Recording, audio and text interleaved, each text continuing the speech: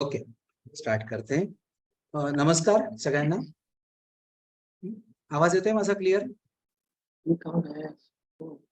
आवाज मेरा क्लियर आ रहा है?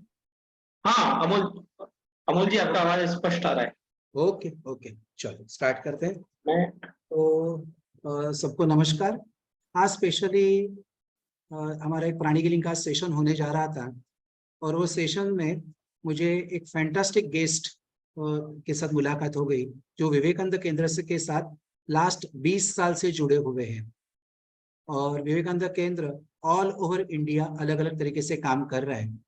तो उसमें से उनके साथ बातचीत हुई तो मैंने उनको बोला कि अरुणाचल, मिजोरम, नागालैंड, तो यहाँ के कंडीशन में उन्होंने एक्चुअली काम की है. तो उनको मैंने रिक्वेस्ट की कि क्या हम लोग उस पर एक सेशन लेंगे, तो उन्होंने तुरंत मुझे हाँ बोला. तो इसलिए आज ये स्पेशली सेशन हम लोगों ने ऑर्गेनाइज किया है.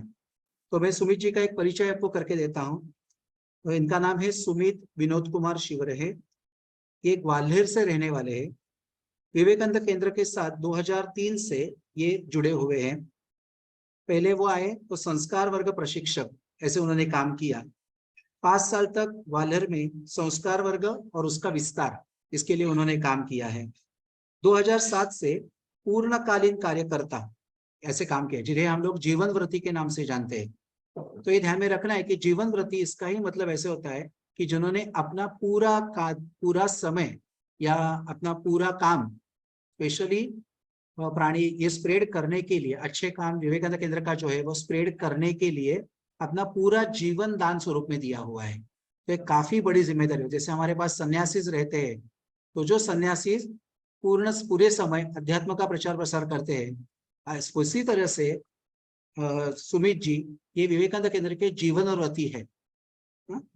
उसके बाद 2007 साल के बाद उन्होंने हरदा, इंदौर, धार नगर संगठक के रूप में काम किया है.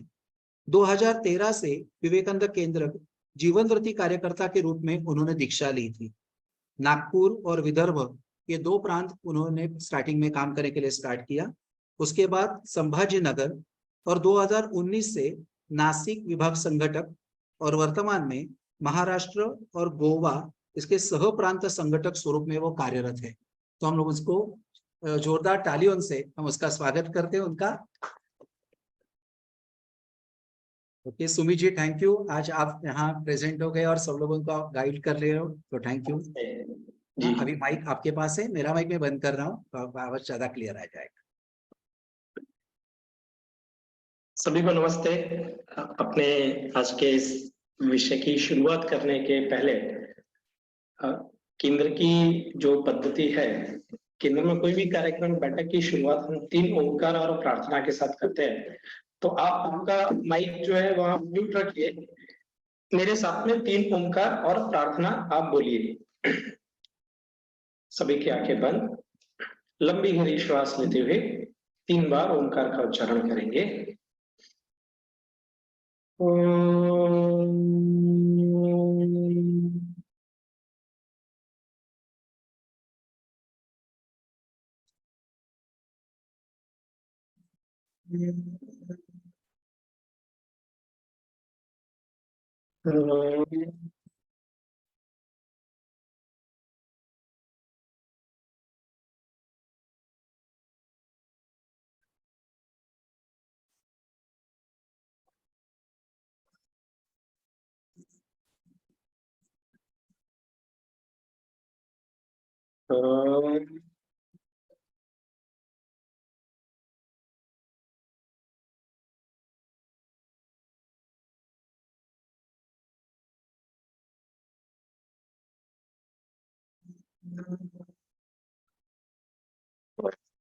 सहनवतु सहनौ भुनक्तु सह वीर्यं करवावहै तेजस्विनावधीतमस्तु मा विद्विषावहै.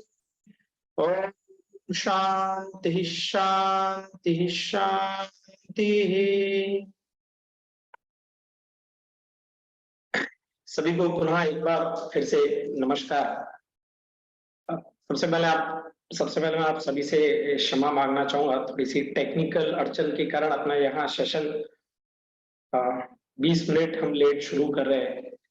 केंद्र में तो जो समय दिया है उस समय पे कोई भी बैठक कार्यक्रम शुरू करना और समय से खत्म करना, ये कार्यकर्ताओं के ऊपर किए जाने वाला बहुत बड़ा संस्कार है, इसलिए समय का महत्व बहुत है। तो मैं आप सभी की फिर से एक बार क्षमा चाहता हूँ।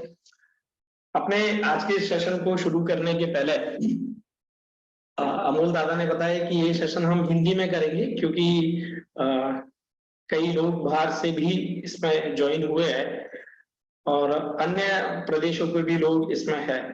तो मुझे केवल एक बार ऐसा कंसर्न आपसे करना था कि आप में से ऐसे कितने लोग हैं जिन्हें मराठी नहीं आती है, केवल हिंदी ही समझ सकते हैं। ऐसे यदि कोई लोग हैं तो इनबॉक्स में चैट में लिखने से अच्छा है।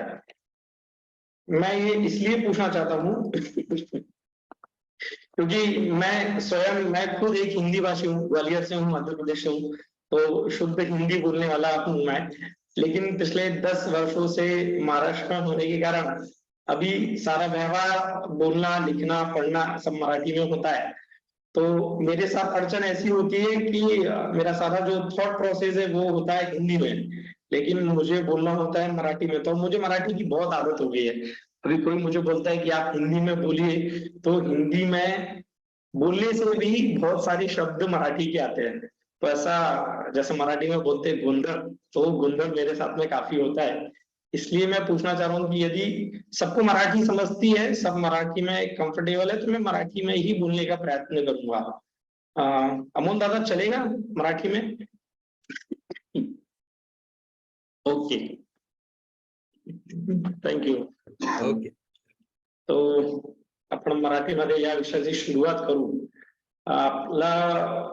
आपल्यापैकी बरेच जणांना विवेकानंद केंद्र माहिती असेल. थोडक्यात विवेकानंद केंद्राचा मी आपल्याला परिचय देतो. आपण सगळ्यांनी कधी ना कधी कन्याकुमारी पाहिलं असेल. कन्याकुमारी भारतच्या जे शेवटचा टोक आहे. स्वामी विवेकानंदने 1892 मध्ये तिथे जाऊन कन्याकुमारीमध्ये एक रॉक आहे आणि त्या रॉक वरती जाऊन तिथे 3 दिवस काही ना खात पिता त्यांनी तिथे ध्यान केला होता. तर ध्यान कशाचा केला होता? स्वामीजींनी भारताचा भूत, भविष्य आणि वर्तमान असं तिघे याचा ध्यान केला होता की भारताचा भविष्य कसा जावा, आणि त्या शिलेवर बसून स्वामीजींना आपल्या जीवनाचा ध्येय म्हणजे माझी पुढची योजना काय असावी हे त्यांना तिथे स्मरण झाला. आणि त्याच्यानंतरच स्वामी विवेकानंद शिकागोला गेले. असं म्हणतात मनुष्य जन्मामध्ये द्विज नावाचा एक शब्द असतो. संस्कृतचा हा शब्द आहे द्विज. द्विज म्हणजे दुबारा जन्म होना.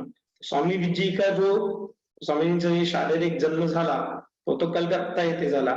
पण आपण असं म्हणतो जेव्हा माणसाला त्यांच्या जीवनाचा खरा उद्देश कळतं की माझं जीवन हे कशासाठी, तेव्हा त्याचा दुसरा जन्म होतो. आणि स्वामी विवेकानंदांना त्यांच्या जीवनाचा जो ध्येय आहे तो त्या शिल्यावर 3 दिवस ध्यान केल्यावर समजला. आणि त्याच्यानंतर स्वामी विवेकानंद शिकागोला गेले आणि आपण सगळ्यांना माहिती आहे की शिकागो पूर्ण स्वामीजींनी गाजवला. त्याच्यानंतर स्वामीजी प्रसिद्ध झाले. शिकागोचा ते जो भाषण आहे my sister and brothers of America, त्याच्यानंतर स्वामीजी तिथे खूप प्रसिद्ध झाले आणि स्वामीजींनी फार मोठा काम वेदांच्या माध्यमातून, वेद उपनिषद याच्या माध्यमातून पूर्ण पाश्चात्य देशांमध्ये त्याचा प्रसार केला आणि एक मोठा काम उभा केला. स्वामीजी परत भारतात आले आणि भारतात त्यांनी रामकृष्ण मिशनची स्थापना केली. स्वामीजींच्या मनात 3 प्रकारची संघटनाची स्थापना करायचा मनात होता. त्यापैकी रामकृष्ण मिशन ज्याची स्थापना स्वतः स्वामी विवेकानंदांनी केली आणि तो संन्यासी ऑर्डर संघटना आहे. दुसरी स्वामीजींच्या मनात संघटना होती की स्त्री संन्यासी लोकांची संघटना, तर ती पण आपल्या देशात कार्यरत आहे. आपण शारदा मिशन किंवा शारदा मठ या नावाने आपण ओळखतो. आणि तिसरा स्वामीजींच्या मनात स्वप्न होता, पण स्वामीजींच्या हयात असताना तो पूर्ण झाला नाही. तो होता की स्त्री आणि पुरुष या दोघांनी मिळून एकत्रित येऊन देशाचा काम करावा. आणि सब पुढे जाऊन माननीय एकनाथजी त्यांनी तो स्वामीजींचा जो तिसरा स्वप्न आहे त्याच्यासाठी काम केलं आणि विवेकानंद केंद्र अशी संघटनेची स्थापना झाली. त्याच्या आधी थोडक्यात इतिहास असा आहे की स्वामी विवेकानंदांनी ज्या शिला वर बसून ध्यान केला होता 3 दिवस। तिथे माँ कन्याकुमारी देवी ने शिवजी को पाने के लिए, उनके साथ उनका विवाह हो उसके लिए उन्होंने एक पैर पे खड़े होकर तपश्चर्या की थी। आणि आजही त्या शिलेवर श्रीपाद शिला असं म्हटलं जातं, कारण तिथे माता कन्याकुमारी देवीचा एका पायाचा पदचिन्ह आहे। स्वामीजींनी तिथे ध्यान केलं आणि त्याच्यानंतर तिथे एक मोठा स्वामी विवेकानंदांचा एक मोठा स्मारक उभा केला गेला। तो स्मारक जो उभा केला गेला तो पूर्ण भारतातून एक रुपया असा कलेक्शन करून त्या स्मारकाची बांधणी झाली आणि त्याची एक खूप सुंदर कथा आहे। त्याच्यावरही आपला कधी असा प्रकारचा एखादा सेशन आपण आयोजित करू शकतो की किती संघर्ष, किती अडचणी आले आणि त्याच्यानंतर तो शिलास्मारक पूर्ण झाला। आता मी त्या शिलास्मारकाच्या कथेमध्ये जात नाही। शिलास्मारकाची स्थापना झाल्यानंतर माननीय एकनाथजी रानडे ज्यांनी विवेकानंद केंद्राची स्थापना केली, विवेकानंद शिलास्मारकाचा जो दुसरा टप्पा होता तो विवेकानंद केंद्र, आणि माननीय एकनाथजी म्हणायचे की फक्त एका दगडावर दुसरा दगड ठेवणं माझा जीवनाचा काही उद्देश नाहीये।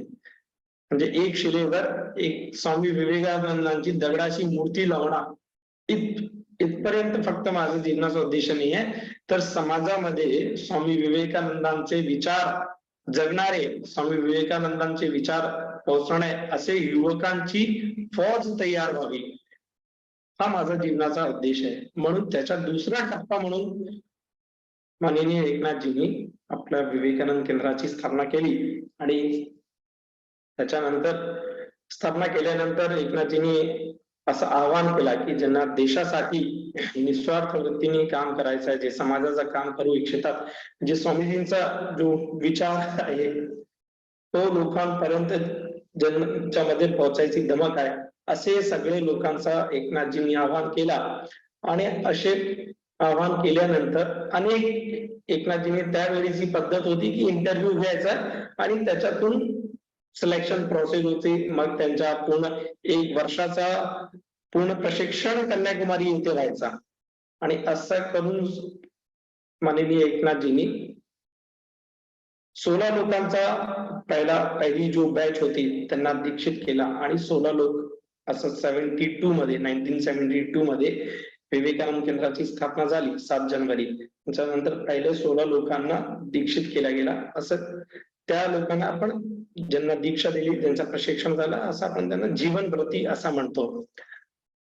आणि एकनाथजींच्या मनात जो स्वामीजींचा विचार होता, स्वामीजी म्हणायचे या देशाचे 2 आदर्श आहेत, त्याग आणि सेवा।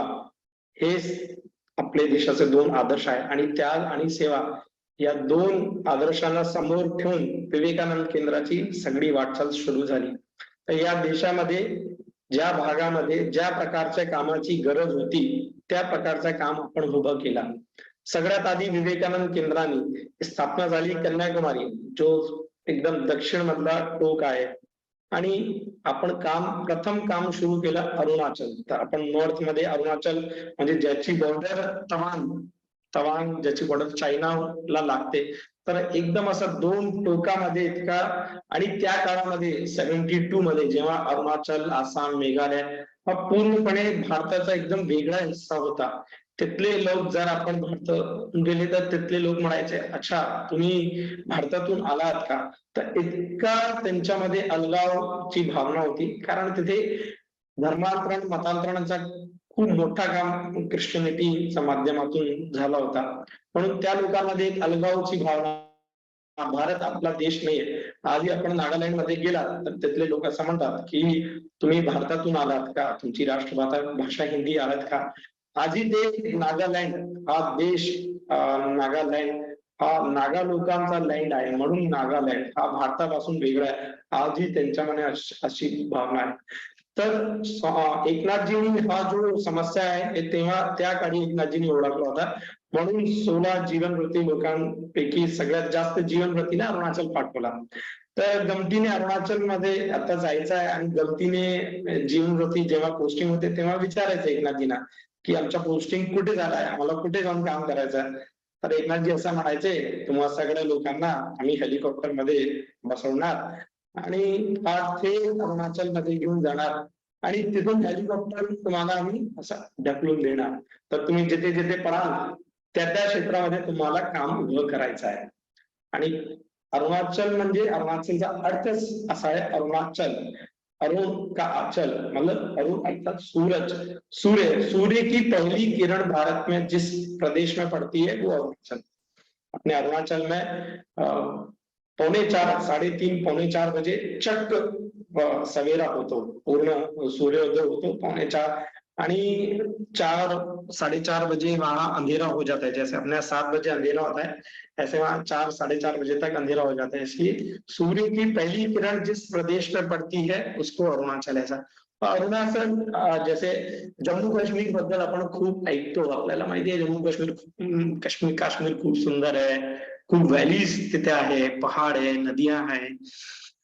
पण अरुणाचल आसाम हा जो नॉर्थ ईस्ट भाग आहे हाही तेवढा सुंदर किंवा म्हणजे मी अरुणाचल 3दा गेलोय आणि मी काश्मीरला पण गेलोय.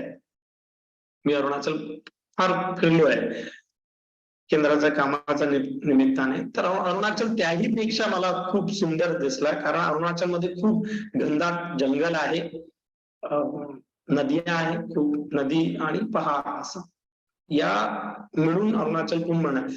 तसं पाहिलं तर अरुणाचल म्हणजे क्षेत्रफलाच्या दृष्टीने खूप मोठा आहे, पण अरुणाचलची तेव्हाची जे लोकसंख्या होती ते मात्र 8 लाख आणि आजही अरुणाचलची जे पूर्ण पॉप्युलेशन आहे ते 15.5 लाख अशी पॉप्युलेशन आहे.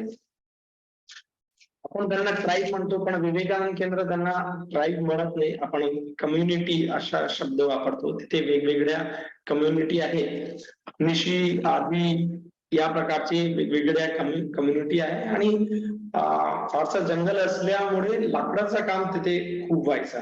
आणि जेव्हा विवेकानंद केंद्राचे जीवनवतीनं तिथे पाठवलं तर आपण तिथे शिक्षेच्या माध्यमातून काम सुरू केलं, कारण हा जो सगळा भाग आहे आसाम, अरुणाचल, मेघालय या भागामध्ये अजिबात शिक्षण नव्हतं, शाळा नव्हती.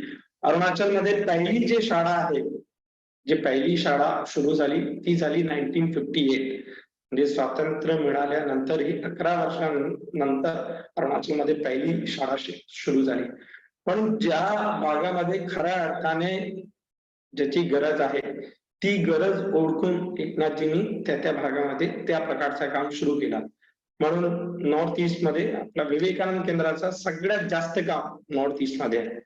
आणि केंद्राचा जे स्थानिक स्तरावर काम करतात कार्यकर्ता अनेक वर्षापासून काम करतात, ज्यांनी तिथल्याबद्दल ऐकलं आहे, कधी काळी तिथे गेले आहे किंवा माझ्यासारखे जे जीवनवृत्ती आहे त्यांचा एक मनात स्वप्न असतो. तो स्वप्न असा आहे की कधीतरी विवेकानंद केंद्राने अरुणाचलला आम्हाला आमच्या पोस्टिंग करावा, आम्हाला अरुणाचल मध्ये काम करायला भेटावा.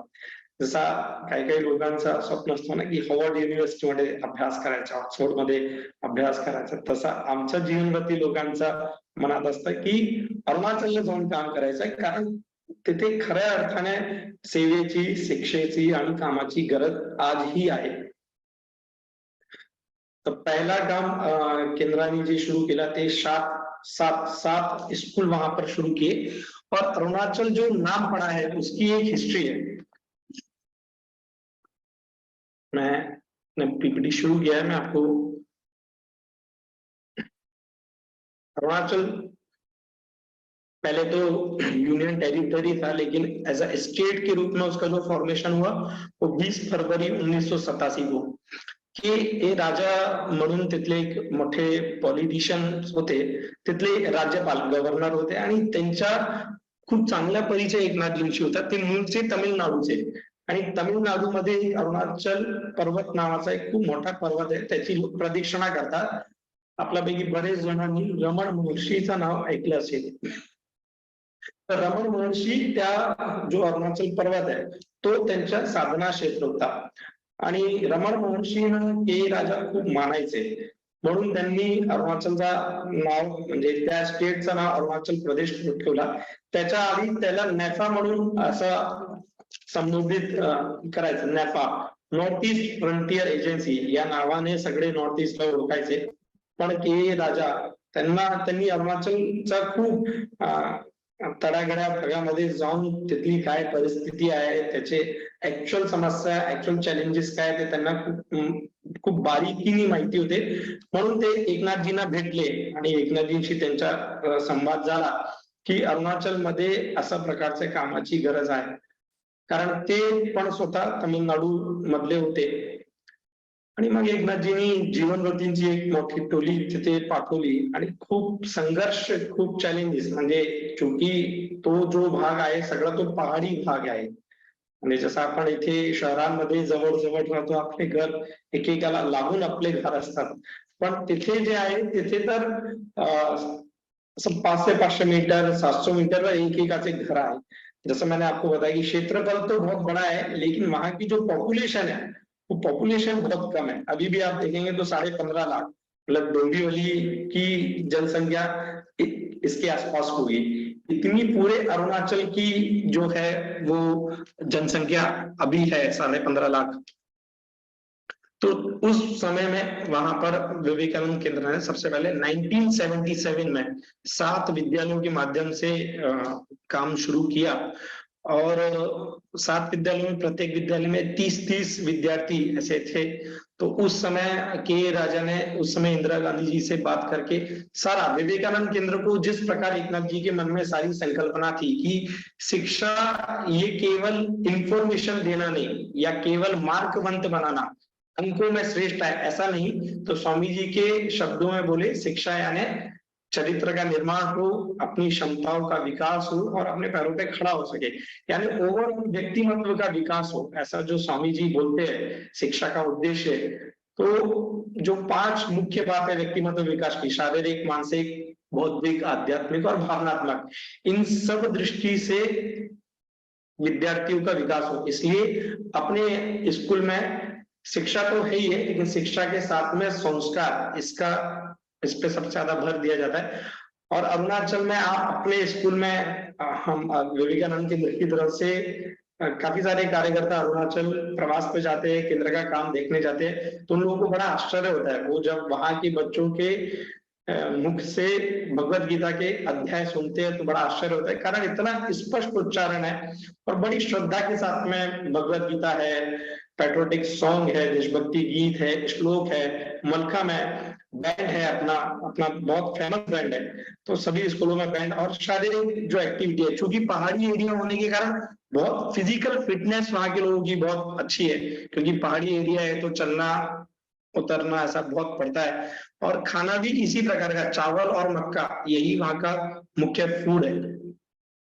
तो 7 स्कूलों के माध्यम से अपन ने पहला एस्टेब्लिश किया, लेकिन जैसा इसमें दिया है कि 1987 में स्टेट करके अरुणाचल बना, तो सेंट्रल गवर्नमेंट ने उस समय अपन ने जब बोला तो अपने को जिस प्रकार से एकनाथ जी के मन में विजन था, जो दृष्टि थी कि केंद्र के स्कूल कैसे होने चाहिए, किस प्रकार का वातावरण होना चाहिए, तो एकनाथ जी के मन में पूरा था कि गुरुकुल पद्धति से अपने विद्यालय चले और उसी प्रकार से आज भी अपने विद्यालय उसी प्रकार से रनिंग हो रहे हैं। तो इसमें हम देखेंगे कि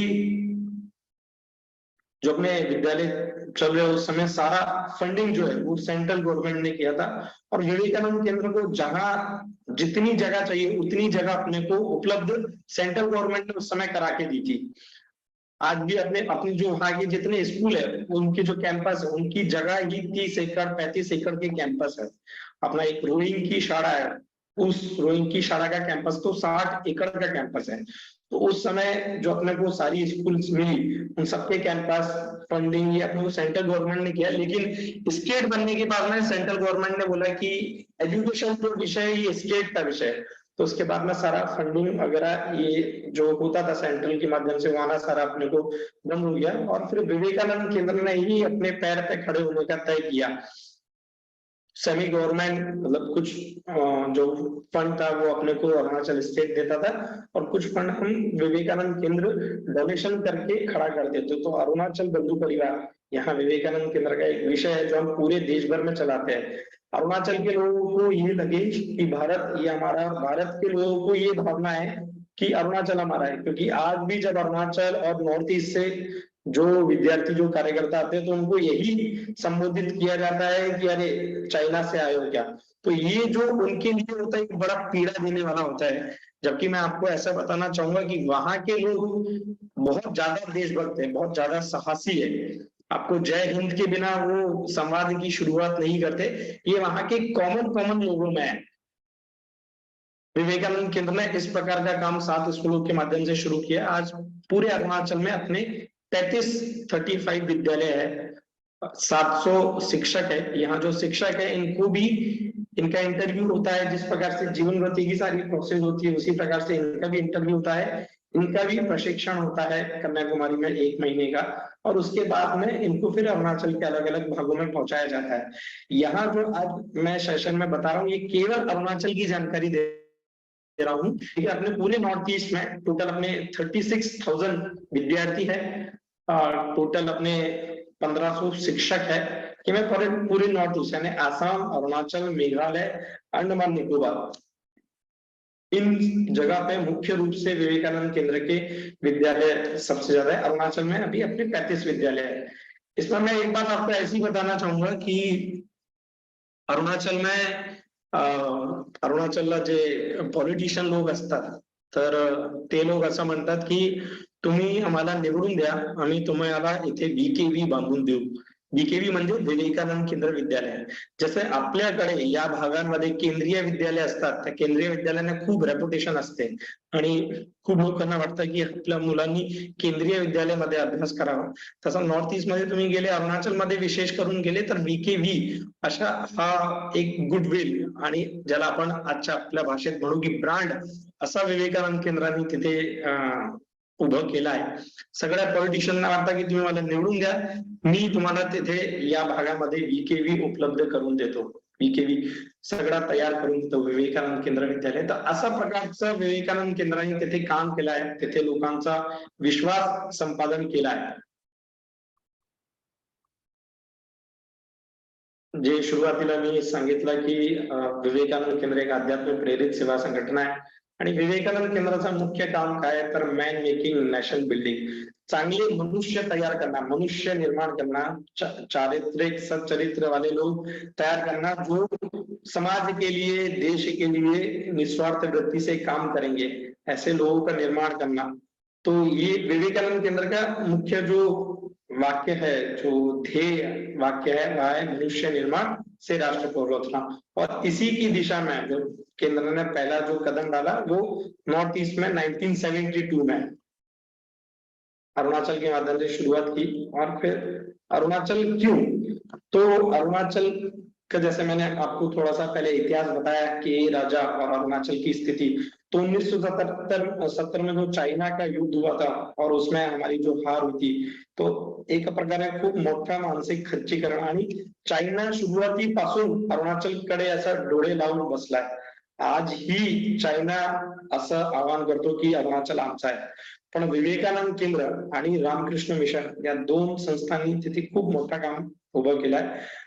सगळ्यात जुनं जो रामकृष्ण मिशन आहे तो पण आपला मेघालय चेरापुंजीला आहे, तिथे मी स्वतः गेलो आहे। आणि रामकृष्ण मिशन आणि विवेकानंद केंद्र असा तुम्ही प्रत्येक गावागावांमध्ये एकदम कानाकोपऱ्यात गेला तर प्रत्येकाला हे माहिती आहे। विवेकानंद केंद्र तुम्ही आणलात तर ओळखणार नाही, पण बीकेव्ही, तुम्ही बीकेव्ही हून आलात का तर तुम्हाला खूप रिस्पेक्ट आहे, सम्मान आहे, स्वीकार आहे। आपले एक जीवनरती कार्यकर्ता होते तर नॉर्थ ईस्ट आदि हा आजा टेररिस्ट ग्रसित, आतंकवादी ग्रसित ऐसा क्षेत्र मानते थे, इसलिए लोग डर के कारण भी नॉर्थ ईस्ट नहीं जाते थे। लेकिन केंद्र ने वहां जो काम शुरू किया तो वहां के जो टेररिस्ट थे उनके बच्चे भी अपने स्कूलों में आते थे।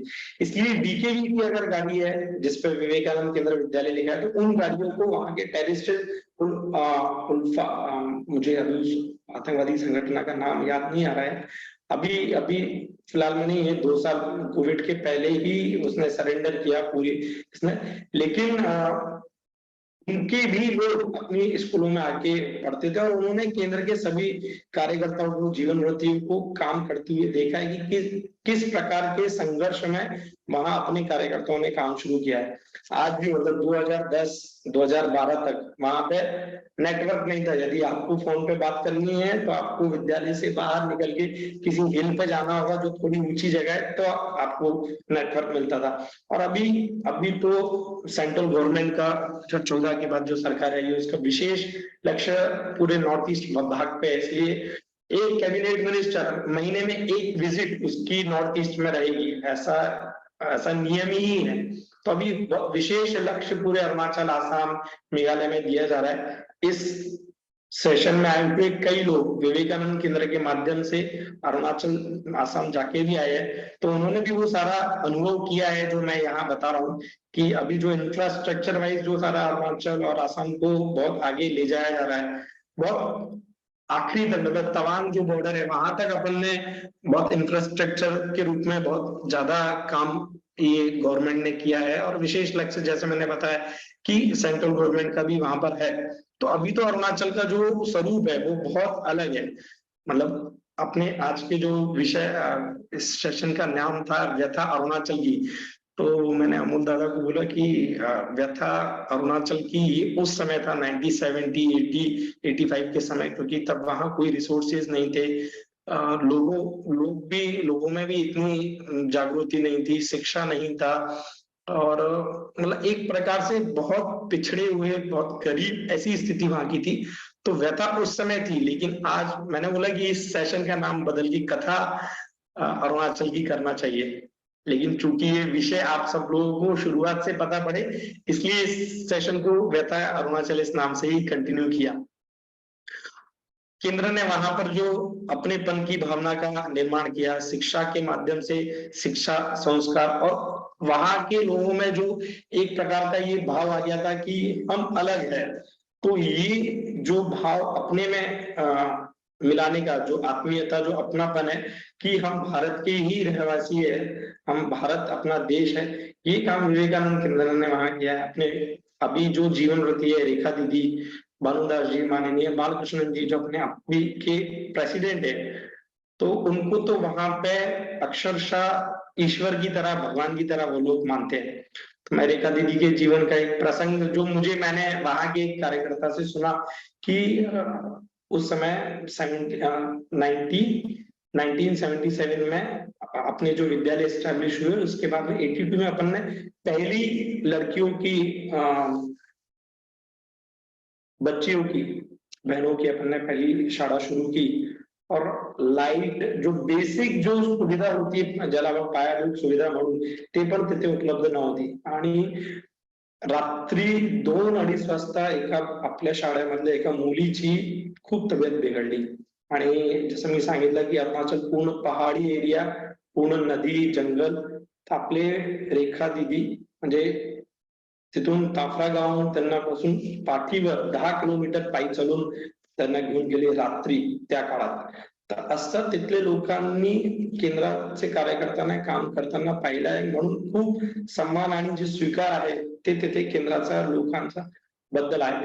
विशेषकर माननीय बालकृष्ण जी, माननीय रेखा दीदी, माननीय भानुदास जी जे आपल्या आजचे जनरल सेक्रेटरी आहे, त्यांच्याबद्दल मी एक प्रसंग असा ऐकला होता की जेव्हा आपण मुलीची पहिली शाळा तिथे शुरू केली, तर चूंकि पहाड़ी एरिया था और लोग बच्चों को भेजते नहीं थे स्कूलों में पढ़ने के लिए, क्योंकि विश्वास नहीं था, लोगों को एजुकेशन का इतना महत्व नहीं पता था, गांव खेड़े के लोग थे, इसलिए बहुत जानकारी नहीं होने के कारण भेजते नहीं। तो उसके लिए बहुत संघर्ष करना पड़ा वहां के लोगों को कन्विंस करने के लिए। और चूंकि यहाँ से मतलब कन्याकुमारी से आए हुए, महाराष्ट्र से आए हुए लोग, वहां के लोकल के लोग भी नहीं, तो उन लोगों का विश्वास, उनका संपादन करना, ये एक बहुत बड़ा चैलेंज था।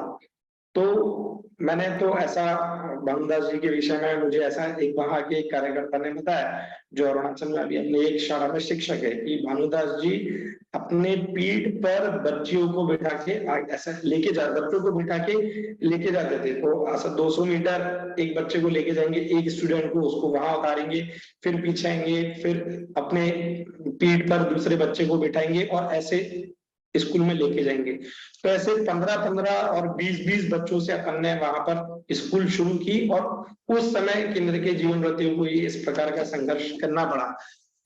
तो इसके कारण से वहां पर जो एक्सेप्टेंस है विवेकानंद केंद्र को अफाट 2021 में जब सेकेंड कोविड की सेकेंड वेव आई थी, तो संभाजीनगर औरंगाबाद के हम 22 युवा कार्यकर्ता यही इसी उद्देश्य से एजुकेशनल टूर केंद्र का वहां किस प्रकार से काम चलता है, अपनी शाखा अपने कार्यकर्ताओं को मिलना। और अरुणाचल के लोगों को बहुत अच्छा लगता है कि यहाँ से जब लोग आते हैं अन्य अन्य भाग के और विशेषकर केंद्र के कार्यकर्ता पूरे देश भर में, तो जब वो वहां जाते हैं जो शेयरिंग होती है, जो केयरिंग होती है, वो एकदम हृदय स्पर्शी होती है और आंखों में आंसू आते हैं। कई बार तो ऐसे भी अनुभव हम लोगों का है।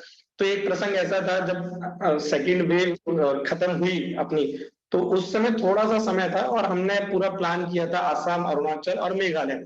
तो हमारा आसाम हो गया था, अरुणाचल भी हमारा पूरा देख के हो गया था और हम आगे जाने वाले थे मेघालय।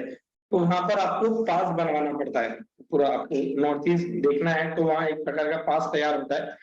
तो एंट्री थी हमारी मेघालय में, रात को 8:30 बजे थे उस समय और हमें मेघालय में अंदर एंट्री करना था। लेकिन सब जगह पे अपना कोरोना के जो सर्टिफिकेट है वो लोग चेक कर रहे थे सारे, बाकी कहीं नहीं हो रहा था, केवल मेघालय में हो रहा था। उसका एक कारण ऐसा भी था कि कुछ उससे हमको मिल सकता है क्या वहां के लोकल के लोगों को। उनका कहना ऐसा था कि आप सब लोगों के हम लोग कोरोना की रिपोर्ट चेक करेंगे, तब 72 घंटे उन्होंने बोला था यदि आप में से किसी एक को भी खांसी होगा, जुकाम होगा, तो आपके सभी 22 लोगों को हम यहाँ पर क्वारंटाइन कर देंगे।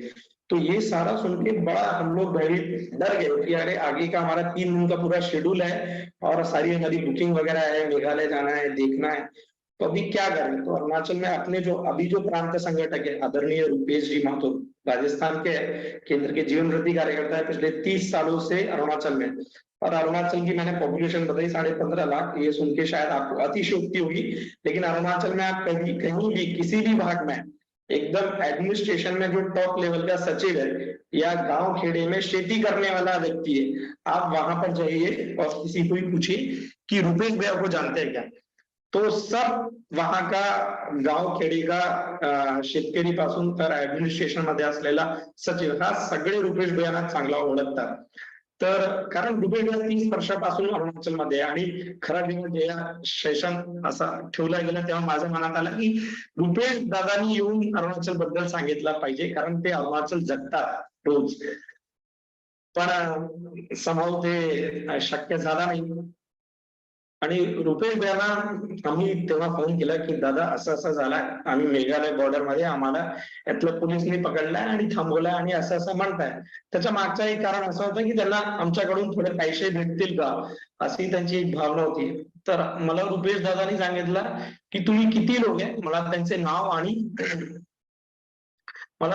आणि त्यांच्या वय पाठव। आम्ही सगळ्यांचे नाव काढले, 9 वाजून 10 मिनिटांनी त्यातलं ऑफिशियल लेटर हेड वर आम्हाला परमिशन आली की हे विवेकानंद केंद्राचा ग्रुप आहे, विवेकानंद केंद्राचे कार्यकर्ता आहे। आणि तेव्हा जो आले तो जो लेटर हेड आला आणि विवेकानंद केंद्र चूंकि तो नॉर्थ ईस्ट मध्ये सगळ्यांना माहिती होतं आणि एक 5 मिनिटात त्यांनी आम्हा सगळ्यांना सोडून दिला। इतका वजन, इतका मोठा, इतका भारी काम तिथे विवेकानंद केंद्राने केला आहे। या सेशन मध्ये प्रतीक म्हणून या सेशन मध्ये आहे संभाजीनगरचा, तो त्यांनी जवळून हा सगळा प्रसंग पाहिला आहे। तर असा माझा स्वतःचा अनुभव की तिथे केंद्राचं नाव घेतलं की लोकांना खूप रिस्पेक्ट आहे आणि सामान्य लोकांमध्ये सुद्धा तर आहेतच, पण ऍडमिनिस्ट्रेशन मध्येही तिथे आहे। मी जे ताफरा गाव बद्दल सांगत होतो, जे आपण मुलींची पहिली शाळा एस्टॅब्लिश केली, तर आता त्या गावांमधून त्या उस शाळा से अभी अपनी एक IAS ऑफिसर एक बहन भी बनी है और एक बहन अभी बाहर देश में भी शिक्षण ले रही है। और अभी अपने पूरे टोटल जो मैंने बताया कि टोटल 84 स्कूल है, 35-36 हजार विद्यार्थी और 1500 शिक्षक, इस तरीके से वहां अपना पूरा काम चल रहा है। तो एजुकेशन में आप देख सकते हैं कि किस प्रकार का एजुकेशन राष्ट्रीय प्रवाहामध्ये जोड़ने, आधुनिक विज्ञान, गणित, इंग्लिश रेसिडेंशियल और नॉन रेसिडेंशियल, यहाँ दोनों प्रकार के स्कूल वहाँ हैं। काफी सारी जो अपने स्कूल है वो डोनेशन बेस्ड है। जैसे मैंने बताया कि 1987 में स्टेट गवर्नमेंट बनने के बाद में अपने को इस गवर्नमेंट की तरफ से जो स्कूल चलाने के लिए पैसा मिलता था शिक्षकों के सैलरी के लिए, वो मिलना बंद होने के बाद में केंद्र ने ही अपनी एक रचना खड़ी की जिसे हम अरुणाचल बंधु परिवार कहते हैं। उसके माध्यम से केंद्र पूरे देश भर से डोनेशन इकट्ठा करता है और अरुणाचल भेजता है। सीबीएसई बेस्ड ज्यादातर सारा अपना कोर्स है। विजन, मिशन, वैल्यू आप देख सकते हैं। ये उस समय जो लेफ्ट साइड में आपको विजन के नीचे जो फोटो दिख रहा है वो अपने ही जो संभाजी नगर का कार्यकर्ताओं का ग्रुप गया था उसी का यहाँ फोटो है। आप राइट साइड में देख सकते हैं। प्रेयर बहुत सुंदर होती है, आप प्रेयर उनकी सुनेंगे, करीब 30-40 मिनट की प्रेयर होती है और इतना स्पष्ट उच्चारण, क्योंकि मैंने बताया कि खून में ही, ब्लड में ही उनकी देशभक्ति है, तो उनका जो जोश है, जो साहस है, वो बहुत और दिखने में बहुत सुंदर है। तो जब आप उनके मुंह से हिंदी का स्पष्ट उच्चारण सुनते हैं तो आपको बड़ा अच्छा लगता है। हमारे तो कई कार्यकर्ता जब ये प्रेयर असेंबली में गए थे तो उनकी आंखों से आंसू थे। आने की इच्छा नहीं होती है क्योंकि उनको क्लासरूम में भी जाने को मिला था। क्लासरूम में भी हम लोगों ने जाके उनके काफी सारे एक्शन सॉन्ग है, खेल है, ऐसा लिया था। तो एक बहुत कम समय में लोगों के साथ में भावनात्मक संबंध निर्माण हो जाता है। ये पूरा नॉर्थ ईस्ट का नक्शा है। 45 लाख के आसपास पूरे नॉर्थ ईस्ट की जनसंख्या है, जिसमें सिक्किम, अरुणाचल, असम, नागालैंड, मणिपुर, त्रिपुरा, मेघालय, इतनी जगह। इसमें से सिक्किम, अरुणाचल, असम, मणिपुर, त्रिपुरा यहाँ अपना काम है। नागालैंड में अपनी एक शाखा है, बाकी असम और अरुणाचल में अपना मेजर काम है।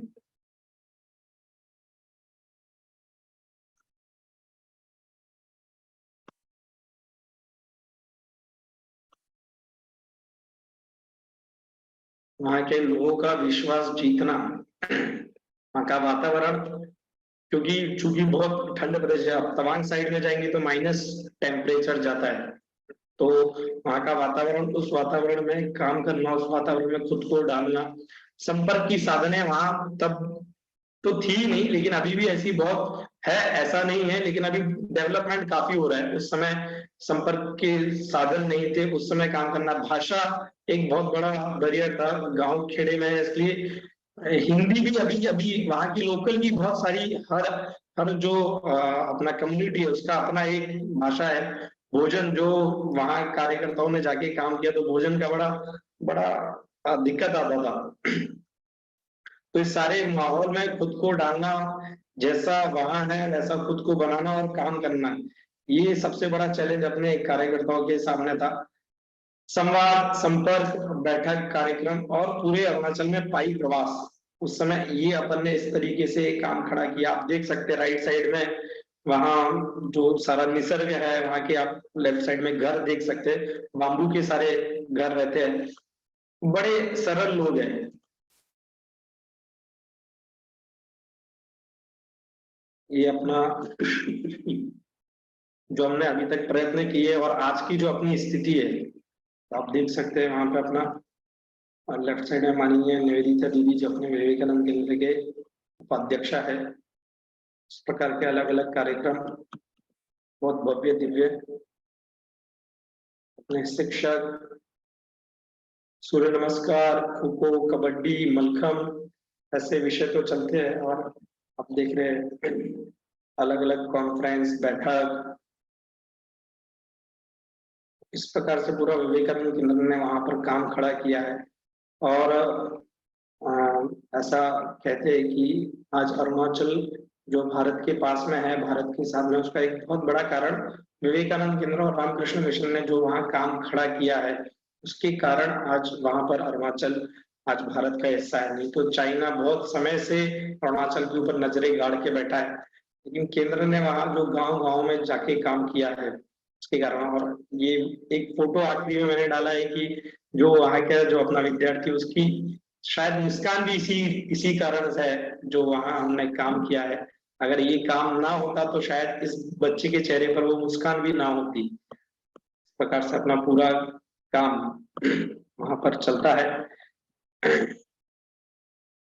निसर्ग से लेके राष्ट्र भावना तक सारा विषय वहां पर केंद्र ने बहुत अच्छे से और बहुत रूट लेवल पर वहां पर काम किया है।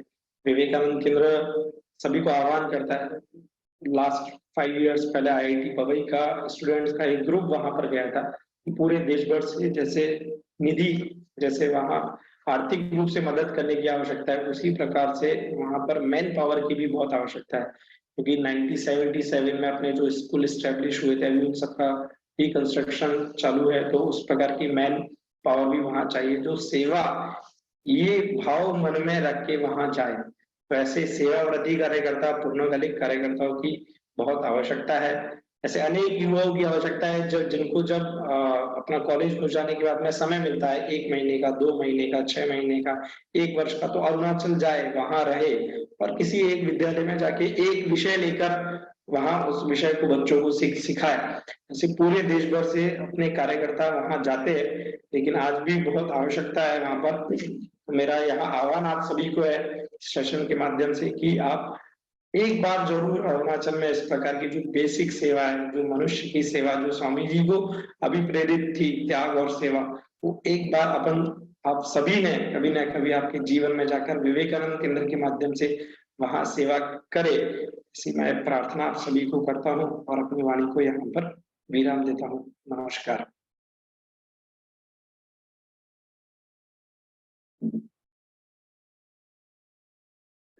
किसी को इस विषय में कुछ पूछना है तो 5 मिनट उसके लिए खाली रखेंगे।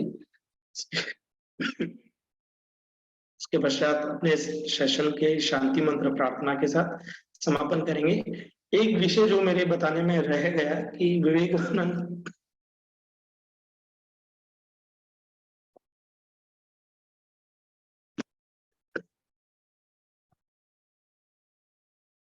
क्योंकि सेवा का इतना बड़ा काम केंद्र ने वहां पर खड़ा किया है और काम कैसे खड़ा किया जाता है, कैसे किया जाता है, इसका प्रत्यक्ष एक जिसको बोलेंगे रोल मॉडल हमारे सामने है। सारे देश भर से केंद्र के कार्यकर्ता तो वहां पर, क्योंकि वहां निसर्ग संपन्न है, पूरा प्राकृतिक दृष्टि से बहुत संपन्नता है, लोग बहुत अच्छे हैं, तो सभी अपने कार्यकर्ता 10 दिन के लिए, 12 दिन के लिए वहां, मतलब जिसमें टूरिज्म भी है और वहां के केंद्र के काम को समझना भी है और घूमना भी है और वहां से प्रेरणा लेके अपने स्थान में आके काम करना, ऐसा सारा विषय विवेकानंद केंद्र करता है। तो अपने यहाँ से अनेक संभाजीनगर, नासिक, अन्य अन्य जगह से कई बार कार्यकर्ताओं के ग्रुप हम लोग लेके जाते हैं।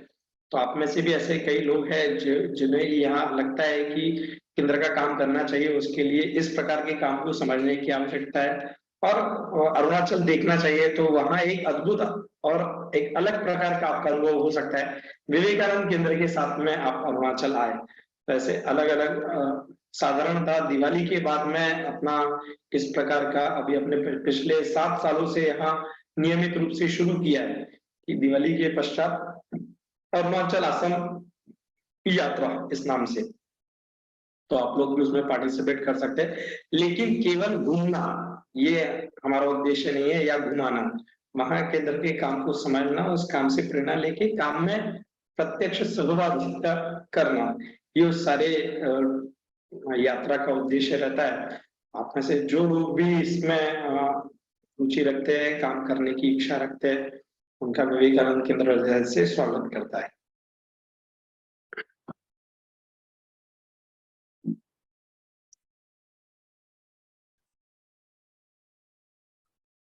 दादा, हेलो अमोल दादा,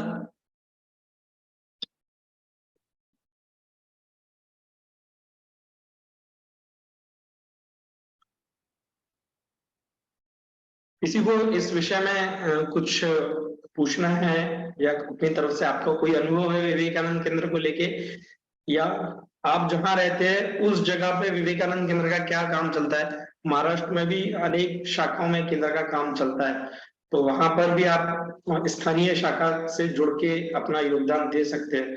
तो स्थानीय शाखा की भी कोई जानकारी ऐसी चाहिए तो आपको अभी या बाद में आप अमोल दादा के माध्यम से भी आपको उपलब्ध हो सकती है। पूछना होगा तो आप पूछ सकते हो। उसके लिए आप हैंड रेस का सिंबल इस्तेमाल कीजिए, क्योंकि बहुत सारे लोग ग्रुप पे हैं, तो सब लोगों उनके फेस हम लोग नहीं देख पा रहे। हैंड रेस का सिंबल जैसे आप इस्तेमाल करोगे तो आपको हम लोग अनम्यूट कर सकेंगे। यस, आपको अनम्यूट किया जा रहा है। मैं मृणाल सराफ बात कर रही हूँ। मैं विवेकानंद केंद्र कोंकण विभाग युवा प्रमुख का दायित्व मुझ पे है। हम लोग 2017 में एक ट्रेक के लिए गए थे अरुणाचल, और अरुणाचल में सियांग नदी हम लोग क्रॉस कर रहे थे। हमारे 2 इनोवा गाड़ी थी, एक में 7 लोग थे। पहली गाड़ी जो हमारी थी वो आराम से पास होके निकल गई, और हमें पता भी नहीं चला कि वो कितनी आगे निकल गई, क्योंकि हमारी गाड़ी वहां पत्थरों में नदी में अटक गई। पानी कम होने से पत्थर ऊपर आए थे। अभी अकेला ड्राइवर और हम लोग साथ मिलके भी उस गाड़ी को हिला नहीं पा रहे थे, और गाड़ी पे केवल विवेकानंद केंद्र का हुआ था। और सामने से आप यकीन नहीं करेंगे, पेमा खंडू जी जो अरुणाचल के सीएम हैं, उनका ताफा पूरा आ रहा था। उन्होंने सामने से, पेमा खंडू जी ने लोगो देखा विवेकानंद केंद्र का, और उनकी गाड़ी साइड में ली, पूरा ताफा उन्होंने रोका, और 20 मिनट उनको लेट हुआ हमारी वजह से, पर उनके उन्होंने विवेकानंद केंद्र की गाड़ी है, इसे कहीं अटकाव नहीं आना चाहिए आगे, इस गाड़ी को उठाकर आप बाहर निकालिए। इतना सम्मान विवेकानंद केंद्र का वहां पे है। केवल लोगो देख के ही विवेकानंद केंद्र को वो लोग सम्मान देते हैं। ये एक अनुभव रहा। और दूसरा अनुभव जो सुमित जी ने बताया, हम लोग तवांग गए थे, सुमित जी भी हमारे साथ थे, तो तब वो उनका लोसर का त्योहार चल रहा था। सुमित जी का टीम था लगभग 22 लोगों का, और हमारा टीम था लगभग वैसे ही 25 लोगों का। लगभग 70 लोग हम लोग वहां पे थे, उनके लोकल कार्यकर्ता और हम लोग मिलके।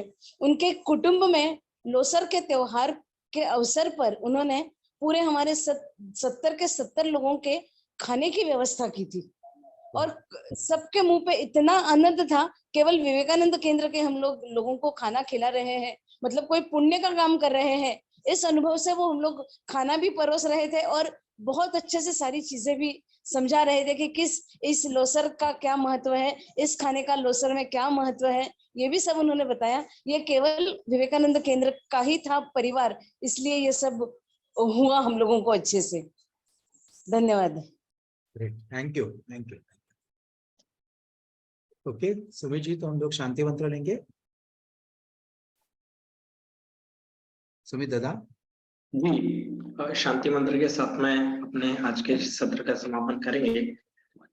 सभी की आंखें बंद, नमस्कार मुद्रा।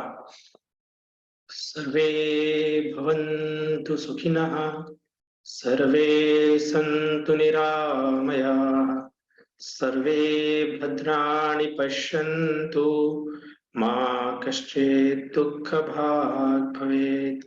ओम शांति शांति शांति। सभी को नमस्कार, बहुत बहुत धन्यवाद और शुभ रात्रि।